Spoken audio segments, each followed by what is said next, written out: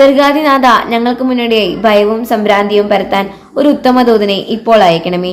2 മക്കബയർ 15:23. Israel ജനം യുദ്ധം ചെയ്തു പോകുന്ന സമയത്ത് നിക്കോനാർ എന്ന വ്യക്തി ഇസ്രായേലിനെ ആക്രമിക്കാനായിട്ട് തന്റെ സേനയോടൊപ്പം വരികയാണ്.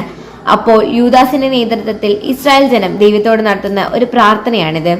സ്വർഗാധിനാഥ, ഞങ്ങൾക്ക് മുന്നോടിയായി ഭയവും സംഭ്രാന്തിയും പരത്താൻ ഒരു ഉത്തമ ദൂതനെ ഇപ്പോൾ അയക്കണമേ.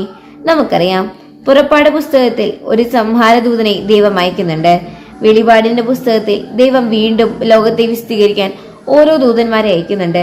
ഇതുപോലെ തന്നെ ദൈവത്തിന്റെ നാമത്തിൽ യുദ്ധം ചെയ്യുവാൻ, ദേശങ്ങൾ കീഴടക്കാൻ ഇസ്രായേൽ ജനം പുറപ്പെടുമ്പോൾ അവർ പ്രാർത്ഥിക്കുന്നു ദൈവത്തോട്, കർത്താവെ, ശത്രുക്കളെ പീഡിപ്പിക്കണമേ, അങ്ങയുടെ നാമത്തിൽ വിജയം വരിക്കുന്നതിന് അങ്ങ് ഞങ്ങൾക്ക് പാതി ഒരുക്കണമേ എന്നാണ് അവർ പ്രാർത്ഥിക്കുന്നത്.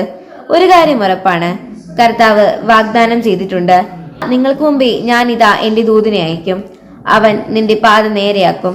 പക്ഷേ പ്രശ്നം, ദൈവത്തിന്റെ തിരുമനസ്സിന് അനുസരിച്ചാണോ നമ്മൾ പോകുന്നത്, നമ്മളുടെ ലക്ഷ്യം എന്നുള്ളതാണ്.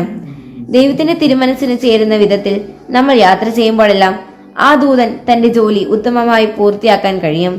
നമ്മുടെ അനുദിന ജീവിതത്തിൽ ഓരോ കാര്യങ്ങളും നിർവഹിക്കുമ്പോൾ ഈശോമിശിഹായുടെ ഉദ്ദേശത്തോട് ചേർന്നാണോ അതോ ദൈവഹിതത്തോട് ചേർന്നാണോ പോകുന്നതെങ്കിൽ ആ ദൂതന് തന്റെ ജോലി യഥാർത്ഥത്തിൽ മഹത്വമായി പൂർത്തിയാക്കാൻ കഴിയും.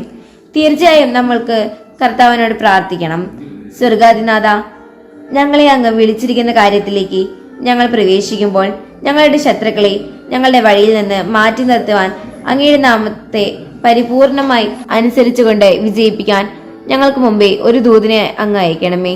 ആമേൻ.